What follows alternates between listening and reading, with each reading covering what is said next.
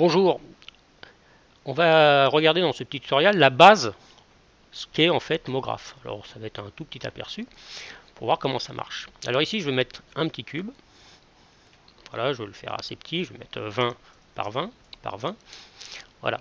Et MoGraph, ici, c'est un module de cinéma 4D et je vais prendre ici le cloneur. Alors le principe est assez simple, c'est toujours cette histoire de mettre un objet dans un autre, donc ici je le glisse dans mon cloneur et par défaut ici, il va me cloner mon objet. Donc en dessous ici j'ai plusieurs options. La seule chose que je vais faire pour l'instant c'est rajouter une quantité de clones.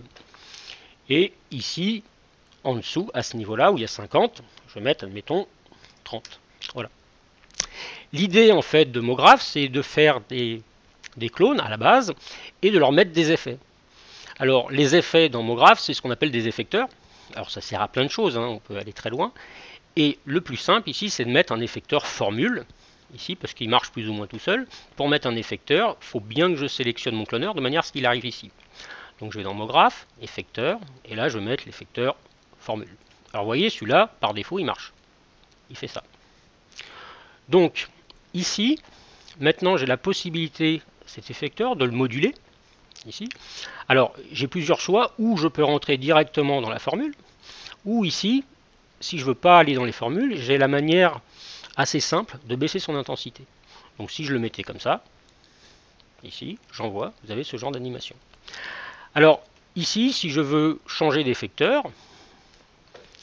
celui-là, je l'enlève automatiquement, et je vais prendre par exemple un effecteur simple, ici, voilà. Et cet effecteur simple, je vérifie qu'il soit bien là. Donc il est bien ici. Si ce n'était pas le cas, je l'aurais pris, je l'aurais glissé.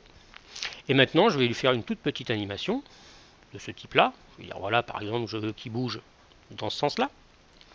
Et ici, dans ce sens-là. Et au lieu de le faire bouger ensemble, je vais ici prendre une autre option qu'on a dans les effecteurs, c'est aller dans l'atténuation. Donc atténuation ici, par défaut, il le fait partout, de manière infinie. Mais ici, si je le mets sous forme de sphère, par exemple, il va le faire uniquement à l'endroit où ma sphère croise mon module. Donc ici, je pourrais l'animer de cette manière-là. Voilà.